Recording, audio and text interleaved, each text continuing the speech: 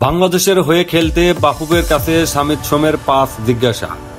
Asian cup বাছাইয়ে সিঙ্গাপুরের বিপক্ষে জুনের গুরুত্বপূর্ণ ম্যাচকে সামনে রেখে শামিদ সোমকে দলে যুক্ত আগ্রহী বাফুফে।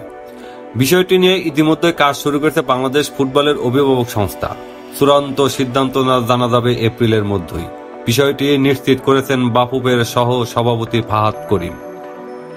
এশিয়ান কাপ বাছাইয়ে সিঙ্গাপুরের বিপক্ষে জুনের গুরুত্বপূর্ণ ম্যাচকে সামনে রেখে শামিদ সোমকে দলে যুক্ত করতে আগ্রহী বাফুফে। বিষয়টি নিয়ে ইতিমধ্যে কাজ শুরু করতে বাংলাদেশ ফুটবলের অভিভাবক সংস্থা। চূড়ান্ত সিদ্ধান্ত জানা যাবে এপ্রিলের মধ্যে। বিষয়টি নিশ্চিত করেছেন বাফুফের সহ সভাপতি ফাহাদ করিম। বাংলাদেশের হয়ে মাঠে নামার সিদ্ধান্ত নিয়ে সর্বোচ্চ খোঁজখবর নিচ্ছেন কানাডিয়ান ফুটবলার শামিদ সোম। বাংলাদেশ ফুটবল ফেডারেশনের কাছে দিয়েছেন লম্বা প্রশ্নের তালিকা, যার সব জবাবই দিয়েছে ফেডারেশন। শামিদ ইতিবাচক মনোভাব দেখালে শুরু হবে তার পাসপোর্ট তৈরির কার্যক্রম। আগামী জুন উইন্ডোতে তাকে জাতীয় দলে খেলাতে সর্বোচ্চ চেষ্টা চালিয়ে যাচ্ছে বাফুফে। বাংলাদেশের জার্সিতে হামজা চৌধুরীকে দেখে উৎসাহিত হয়েছেন শামিদ সোম। কানাডা জাতীয় ফুটবল দলে খেলা এই মিডফিল্ডার আগ্রহ দেখেছেন লাল সবুজ জার্সি গায়ে ধরানো।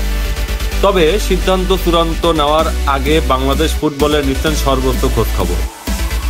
বাফুফের কাছে 5 বিষয়ে জানতে চেয়েছেন শামিদ। 1 নম্বর, জুন উইন্ডোতে বাংলাদেশ ম্যাচ খেলবে কোথায়? 2, জাতীয় দলের অনুশীলন ভেন্যু কোথায় এবং মান কেমন? 3, জুন মাসে বাংলাদেশে আবহাওয়া কেমন থাকে? 4, ক্যাম্প শুরু হলে কবে যোগ দিতে হবে?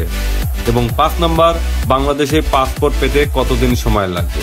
বিষয়টি জানিয়ে বাফুফের সহসভাপতি ফাহাদ করিম বলেন, প্রাথমিকভাবে উনি কিছু তথ্য জানতে চেয়েছেন আমাদের কাছে, সেগুলো আমরা তাকে পাঠিয়েছি। এর বাইরে বল ওনার কোর্টে।